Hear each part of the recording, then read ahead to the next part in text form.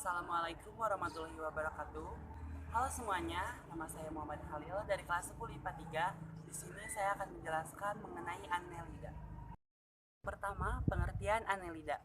Annelida merupakan salah satu film dalam kingdom Animalia yang berasal dari bahasa Latin, yaitu annulus yang berarti cincin kecil dan oidos yang berarti bentuk. Nah, jadi Annelida adalah cacing yang bentuknya menyerupai cincin yang diuntai karena tubuhnya tersusun atas segmen-segmen. Kedua, ciri-ciri umum Annelida. Nah, ciri-ciri yang pertama, Annelida merupakan hewan triploblastik selomata yang artinya sudah mempunyai 3 lapisan tubuh, yaitu ectoderm, mesoderm, dan endoderm. Dan juga sudah mempunyai rongga atau selom sejati. Yang kedua, bentuk tubuhnya simetri bilateral, tubuh berruas-ruas, dan dilapisi lapisan kutikula. Tubuhnya ditutupi duri-duri halus yang disebut seta. Pada cacing dewasa terdapat bagian tubuh yang agak membesar, yaitu kletelum yang berfungsi sebagai alat kopulasi.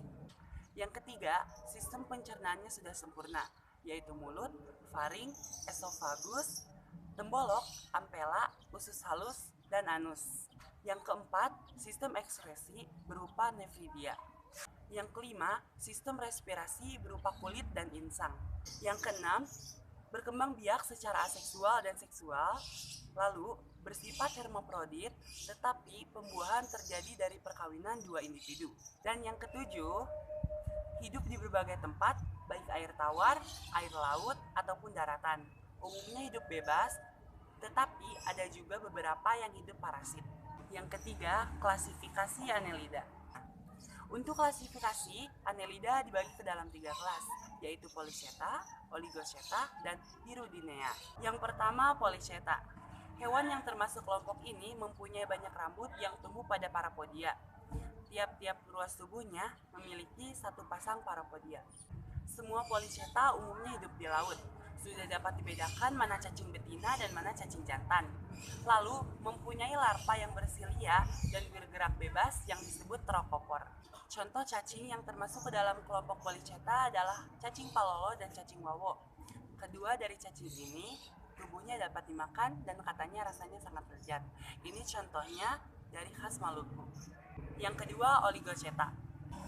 Hewan yang termasuk dalam kelompok ini mempunyai sedikit rambut pada ruas tubuhnya dan tidak mempunyai parapodia. Kepalanya kecil dan tidak mempunyai alat peraba atau tentakel dan tidak mempunyai mata. Hidupnya di air tawar atau di darat.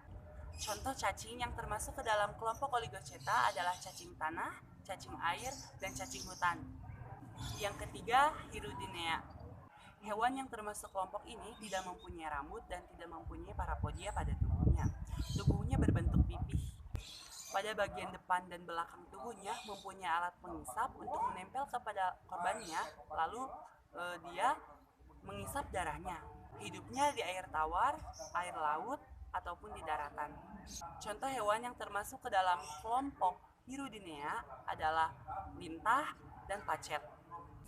Yang keempat, peranan Annelida. Peranan yang pertama yaitu menyuburkan tanah karena membantu mengecurkan tanah dan membantu aerasi pada tanah, misalnya cacing palolo. Yang kedua, peranannya adalah sebagai makanan, seperti tadi cacing palolo dan cacing wawo. Yang ketiga, menghasilkan zat hirudin atau zat anti pembekuan darah, misalnya pada lintah. Sekian dari saya, mohon maaf apabila ada kesalahan kata. Terima kasih. Wassalamualaikum warahmatullahi wabarakatuh.